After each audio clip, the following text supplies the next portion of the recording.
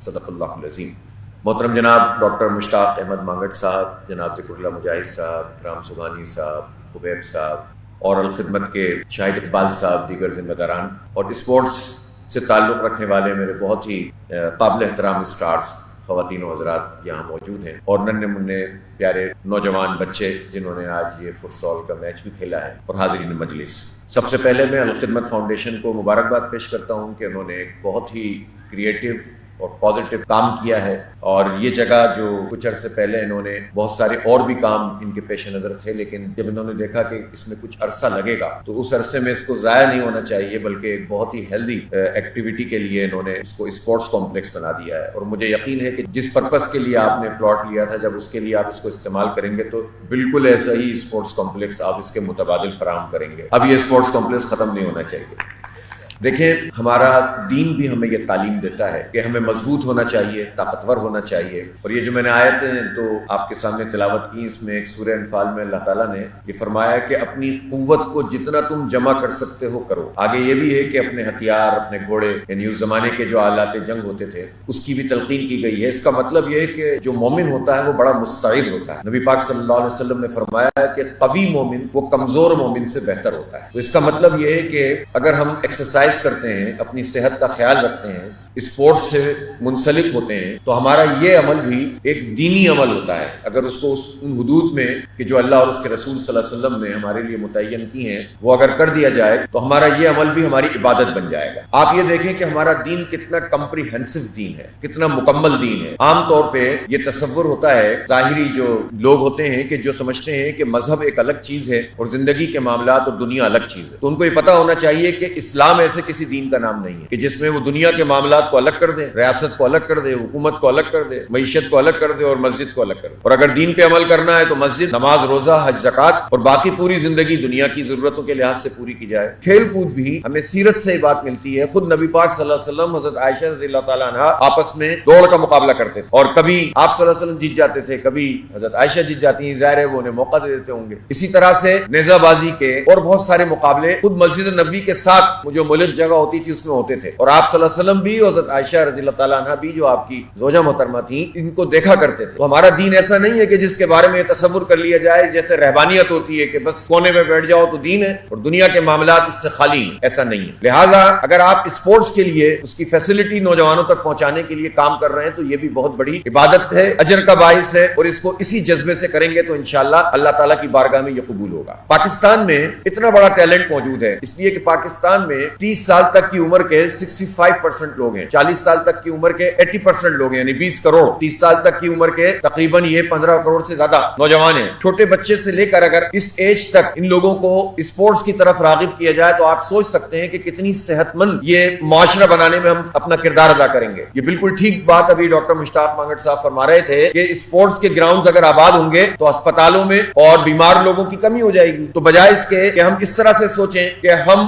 صرف بیماریاں دور کرنے کے لیے پیسہ خرچ کریں، اگر ہم اسپورٹس کے لیے پیسہ خرچ کریں تو آپ سے آپ کو کم ہو جائے گا۔ وہ الگ بات ہے کہ چونکہ ہمارے ملک میں بدقسمتی سے مافیاز کا راج ہے، تو میڈیسن مافیا بھی ہے، اس شعبے کو بھی پوری طرح سے جو ہے وہ کنٹرول کرتے ہیں۔ خود صحت کی جتنی سہولتیں ہیں ان کو کمرشلائز کر دیا گیا ہے۔ ایجوکیشن بھی طبقات میں تقسیم ہو گئی ہے، غریب کے لیے الگ، مڈل کلاس کے لیے الگ، امیر کے لیے الگ، اور حتیٰ کہ یہ اسپورٹس بھی اب اسی طرح سے ہو گیا ہے۔ پہلے جو سرکار کے اسکول ہوتے تھے اور زیادہ تر سرکار کے اسکول ہوتے تھے اس میں معیاری تعلیم ملتی تھی، اور معیاری تعلیم کے ساتھ اسپورٹس کی ایکٹیویٹیز بھی بہت معیاری ہوتی تھیں۔ ہمیں خود یاد ہے کہ جو انٹر اسکول مقابلے ہوتے تھے وہ بہت طاقتور مقابلے ہوتے تھے، پورے اسکولز اس میں انوالو ہو جاتے تھے، بلکہ سوسائٹی کے لوگ اس میں انوالو ہو جاتے تھے، اور وہ پورا ایک ایونٹ ہوتا تھا، کبھی کرکٹ، کبھی ہاکی، کبھی فٹ بال، کبھی ٹیبل ٹینس، بیڈمنٹن، اس طرح کے والی بال، اس طرح کے جو مقابلے ہوتے تھے تو سب کی خواہش ہوتی تھی کہ ان کا اسکول آگے بڑھے، اور پھر ان اسکولوں کے ساتھ گراؤنڈز ہوتے تھے کہ جو اسکول کے لیے ایک ضروری چیز ہے۔ لیکن بدقسمتی سے سرکاری تعلیم پر توجہ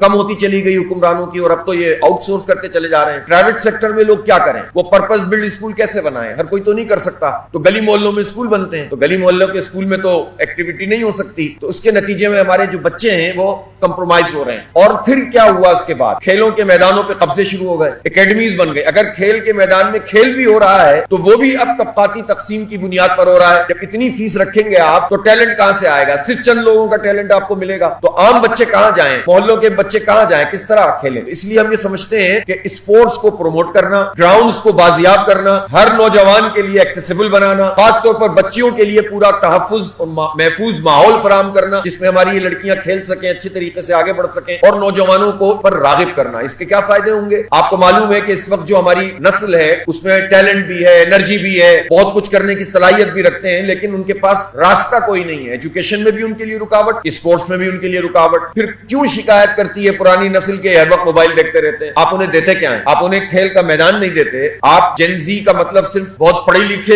نسل تو نہیں ہوتا. اس کا نام ذرا انگلش سے ہے تو اس کا مطلب یہ تھوڑی ہے کہ یہ تو ہر عمر کے بچے ہیں, دیہات کا بھی ہے, غریب آبادیوں کے بھی ہیں, کچرا چننے والے بچے بھی ہیں. یہ سب ہماری قوم کے بچے ہیں. ان میں سے کوئی بھی ایسا نہیں ہے جس کو ہم کہیں کہ یہ غریب ہے, یہ مڈل کلاس ہے, یہ امیر ہے. ہر ایک میں ٹیلنٹ اللہ تعالیٰ نے پیدا کیا ہے, بہت کچھ یہ کر سکتے ہیں, لیکن اس ٹیلنٹ کو ہم ضائع کر دیں. اور پھر اس کے بعد مڈل کلاس بھی اب اپنی سروائیول کی جنگ لڑ رہی ہے. تو جب آپ انہیں کھیلنے نہیں دیں گے, جب انہیں آپ مقابلے میں اس میں لے کر نہیں آئیں گے, تو پھر وہ ساری ایکٹیویٹی کریں گے کہ جو غیر صحت مند ایکٹیویٹی آپ جسے کہتے ہیں, یا تو وہ اسکرین کو دیکھتے رہیں گے, یا خدا نخواستہ کسی کے ہتھے چڑھ جائیں گے, منشیات فروشوں کے ہتھے چڑھ جائیں گے, اور اس کے نتیجے میں آپ سوچ سکتے ہیں کہ پورا خاندان تباہ ہو جاتا ہے, ایک فرد تباہ نہیں ہوتا. ویسے بھی اس وقت ڈرگز کا بہت بڑا کاروبار ہے جو پاکستان میں ہو رہا ہے, پوری دنیا میں ہو رہا ہے, لیکن پاکستان جیسے ملک میں بھی ہو رہا ہے, اور اس پر کسی کی توجہ نہیں ہے کہ اس کو ٹھیک طریقے سے ایڈریس کر سکیں اور ان مافیاز کو پکڑ سکیں. تو اس کے مقابلے میں جب آپ پازیٹیو ایکٹیویٹی نوجوان کو دیتے ہیں, بچے کو دیتے ہیں, تو پھر اس کی توجہ بڑھتی ہے, اس کا ذہن بڑھتا ہے, اس کا ذہن صحت مند ذہن بنتا ہے, اس کی پوری جسم پر, اس کی پوری سوچ پر, اپروچ پر اس کا اثر پڑتا ہے. بعض بچے بہت ایکٹیو ہوتے ہیں, بعض بہت ڈل ہوتے ہیں. ایکٹیو بچوں کو اگر آپ اسپورٹس نہیں دیں گے تو گھر میں تباہی مچائیں گے. پھر اماں کہیں گے یہ ٹوٹ گیا, وہ ٹوٹ گیا, شیشہ توڑ دیا, برتن توڑ دیا. بھائی اس کو اتنا کھلاؤ, اتنا تھکاؤ, پھر پڑھاؤ, تو انشاءاللہ بستر پہ جا کے زوردار طریقے سے گرے گا اور سو جائے گا. تو اس لیے کھلائیں, آپ بچوں کو آگے بڑھائیں, ان کو پازیٹیو کام دیں, ان کو فزیکل ایکٹیویٹی دیں, اور اس کے ساتھ ساتھ ان کی تعلیم پر بھی توجہ دیں. تو یہ بڑی اچھی بات ہے. اب میں یہ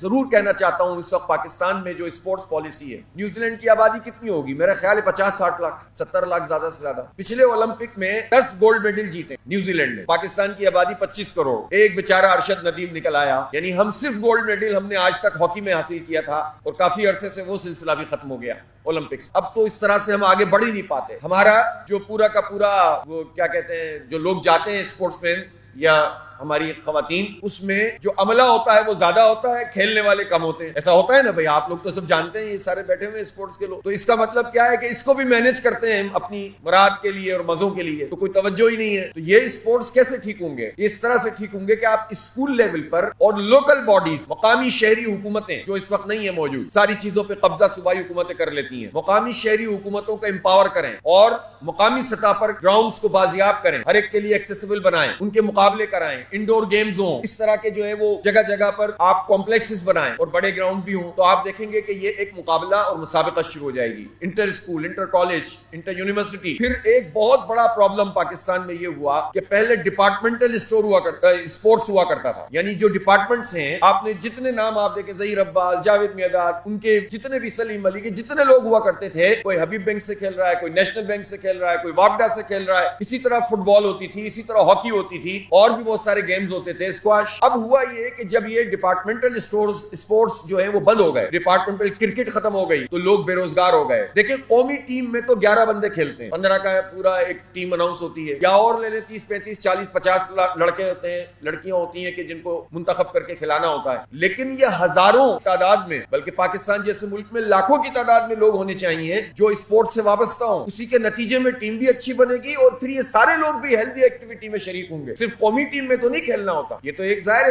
بہت بڑی چیز ہوتی ہے کہ آپ قومی ٹیم میں کھیلیں. لیکن یہ جو ہزاروں نوجوان جن کی عمریں جو ہیں وہ چھوٹی سی عمر سے ان کو یہ ڈپارٹمنٹس لے لیا کرتے تھے, کمپنیز لے لیا کرتی تھیں, پھر ان کے مقابلے ہوا کرتے تھے, اس کے نتیجے میں روزگار سے بھی وابستہ ہو جاتے تھے اور اسپورٹس پہ توجہ دیتے تھے. اب ایک نوجوان اگر اپنے اسپورٹس پہ توجہ دے, تعلیم اور پھر اس کے ساتھ روزگار کے اس کے مواقع نہ ہوں, تو پھر وہ چھوڑ دیتا ہے اسپورٹس کو. لیکن یہ کتنی زبردست چیز تھی کہ یہ ڈپارٹمنٹ سنبھال لیا کرتے تھے ان کو. تو اس کو ریوائز ہونا چاہیے, ریوائیو ہونا چاہیے. اور جتنے بھی ایسے سیاستدان کچھ گزرے ہیں پچھلے, میں نام نہیں لیتا, یہ موقع نہیں ہے, کہ جنہیں ڈپارٹمنٹل کرکٹ بہت بری لگتی تھی اور انہوں نے یہ بند کر دیا, جس کا نقصان پاکستان کو ہوا. ضروری نہیں ہوتا کہ کوئی بہت اچھا فٹ بالر ہے تو وہ کھیلنے والا فٹ بالر جو ہے وہ پورا اسپورٹس کا نقشہ بھی بنا سکتا ہے, یا کرکٹ کھیلنے والا کوئی بہت بڑا چیمپئن دانشور بھی بن سکتا ہے کہ وہ قوم کی اسپورٹس پالیسی بنائے. اسپورٹس پالیسی کے لیے پھر آپ کو اور بہت ساری چیزیں دیکھنی ہوتی ہیں. لہٰذا یہ ڈپارٹمنٹل اسپورٹس کو ریوائیو ہونا چاہیے. اسی طرح سے لوکل باڈیز کو امپاور کرنا چاہیے اور اسپورٹس اس کا ایک خاص وہ ہونا چاہیے. تیسری بات یہ ہے کہ انٹر اسکول, انٹر کالج اور انٹر یونیورسٹی, پھر اسکولوں کے لیے گراؤنڈز کو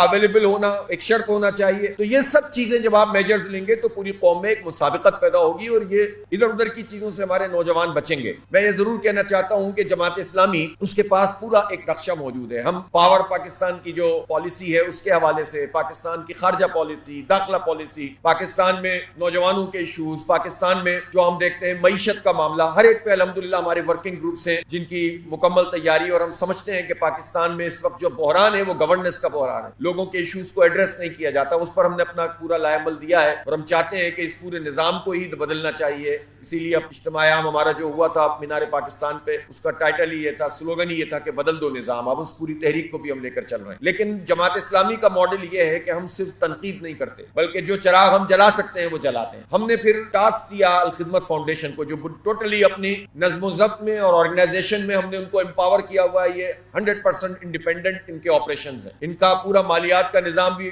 100% انڈیپینڈنٹ ہے. آپ نے نام سنا ہوگا بنو قابل پروگرام کا. آئی ٹی میں ہم نے نوجوانوں کو رجسٹر کرنا شروع کیا, فری اسکالرشپ دی اور 3-4 مہینے کے کورسز کرانا شروع کیے, اور ماشاءاللہ بچے اور بچیاں ہماری جو ہے وہ سیکھ جاتی ہیں, جاب پہ لگ جاتی ہیں, اپنا کام شروع کر دیتی ہیں. تو یہ بنو قابل پروگرام اتنا سکسیسفل ہے کہ 12 لاکھ نوجوان پاکستان میں اس میں رجسٹر ہو چکے ہیں, اور جگہ جگہ جو ہے وہ ہم اس کے کیمپسز کھول رہے ہیں. اب سینکڑوں کی تعداد میں اس کے کیمپس چل رہے ہیں. جب ہم نے دیکھا کہ نوجوانوں میں اتنی زیادہ ضرورت بھی ہے اور ہم صرف برا بھلا کہتے رہیں اور انہیں فیسیلیٹیٹ نہ کریں تو ان کا کیا قصور ہے, تو ہم اگر ان کو سپورٹ کرتے ہیں تو وہ آگے بڑھ کر آتے ہیں. تو ایک گیپ تھا جس کو فل کیا جا رہا ہے. تو پھر اب ہم نے اپنا ایک پورا کمپریہنسو پروگرام بنایا ہے 5 پوائنٹس کا. اس کو ہم نے کہا ہے زی کنیکٹ پروگرام. یہ جو جن زی ہے, جنریشن زی, اس پر پوری دنیا میں ریسرچز ہو رہی ہیں کہ یہ بالکل ایک الگ سے فینومینا پوری دنیا میں سامنے آ گیا ہے. 1997 کے بعد جو بچے دنیا میں آئے ہیں, ان کے بیہیویئرز, ان کی سوچ, ان کی اپروچ, ان کی پرابلمز, ان کی ڈیمانڈز, یہ ظاہر ہے جس دور میں یہ ہیں,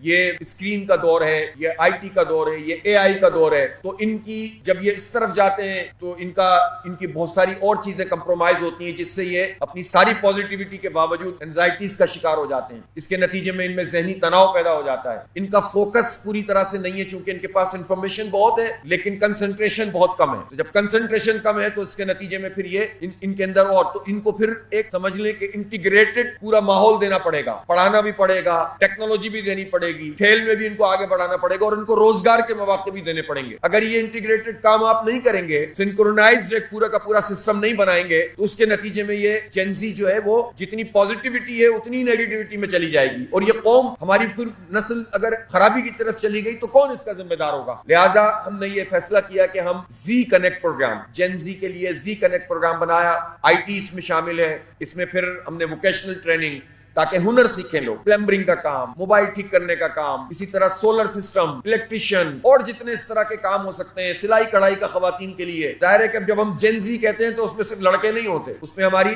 لڑکیاں بھی ہیں. یوتھ کا مطلب صرف لڑکے نہیں ہوتے بلکہ یہ لڑکیاں بھی ہیں, ہماری بچیاں ہیں, یہ قوم کا سرمایہ ہیں, تو ان کو ہم اس طرح ضائع نہیں کر سکتے. تو ہم نے ان کے لیے پورا ایک پروگرام بنایا اور شروع کر دیا ہے. پہلے بھی کر رہے تھے, اب اس کو ایک زبردست قسم کے انٹیگریٹڈ پروگرام کے ذریعے سے آگے بڑھا رہے ہیں. اسی طرح سے تیسری چیز ہے انٹرپرینورشپ, کہ بھئی اب آپ کچھ کام کرنا چاہتے ہیں تو آپ کو مواقع فراہم کیے جائیں, آپ کے ساتھ انڈسٹری کو کنیکٹ کیا جائے. تو اب بنو قابل پروگرام میں صرف ہم کورس نہیں کراتے بلکہ انڈسٹری کو بھی انہوں نے انوائٹ کیا, اور الحمدللہ میں بڑا اچھا رسپانس ملا کہ جو ان کی نیڈ ہوتی ہے وہ بھی اس سے پوری ہوتی ہے. پھر اسی طرح ہم اب آگے چل کر مائکرو فائنینسنگ کی طرف بھی جا رہے ہیں کہ لوگوں کو ہم چھوٹے قرضے دیں تاکہ وہ اپنے چھوٹے چھوٹے سٹارٹ اپس کر سکیں. چوتھی چیز ہے اسپورٹس, اس کا میں نے تفصیل سے آپ کو بتایا ہے. اور پانچویں چیز یہ ہے کہ ہمارے نوجوانوں کی اخلاقی تربیت ہو. کھیل رہے ہیں تو اس کی اخلاقیات کیا ہیں, پڑھ رہے ہیں تو اس کی اخلاقیات کیا ہیں, سوشل میڈیا یوز کر رہے ہیں تو اس کی اخلاقیات کیا ہیں, زندگی گزار رہے ہیں تو اس کی اخلاقیات کیا ہیں, ماں باپ سے کیسے بہیو کریں, اپنے دادا دادی نانا نانی سے کیسے بہیو کریں.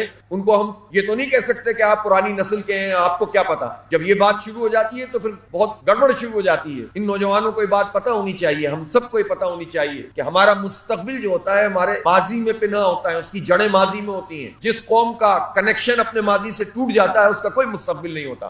صرف باتیں ہوتی ہیں. اس لیے اقدار ہیں ہماری، ویلیوز ہیں، ہمارے رویے ہیں، ہمارے بیہیویئرز ہیں، ایک کام ہے پورا کا پورا ہماری نسلوں میں جو منتقل ہوتا ہے. ہم اس کو ایسے توڑ نہیں سکتے، منقطع نہیں کر سکتے. اس لیے ان کی اخلاقی تربیت جسے سافٹ اسکل آپ کہتے ہیں، اور اس میں دینی پہلو کو بھی سامنے رکھا جائے. اس لیے کہ انسان جسم اور روح کے رشتے کا نام ہے. آپ جسم کی ضرورت پوری کر دیں لیکن اگر روح کی ضرورت پوری نہیں ہوتی تو وہ انسان کبھی جو ہے سکون میں نہیں آتا. آپ دنیا میں دیکھیں جن ممالک کے ہم بہت ساری چیزوں کی ظاہر ہے جو اچھی چیزیں اس کی ہم تعریف کرتے ہیں ویسٹ کی، لیکن ان میں دو چیزوں کی بڑی ڈیفیشنسی پائی جاتی ہے. ایک ڈیفیشنسی ان کی ہے اسپرچول، روحانیت نہ ہونے کی وجہ سے ساری فیسلٹی مل جاتی ہے لیکن کوئی خلا ہوتا ہے زندگی میں. اور دوسری ان کی جو ڈیفیشنسی ہے وہ ان کی فیملی لائف ہے. فیملی لائف ان کی بہت ڈسٹرب ہے اور اس کے نتیجے میں وہ ہماری طرف بڑی حسرت بھری نگاہوں سے ان کی اکثریت دیکھتی ہے کہ یہ کیا لوگ ہیں کہ ان کے اس طرح سے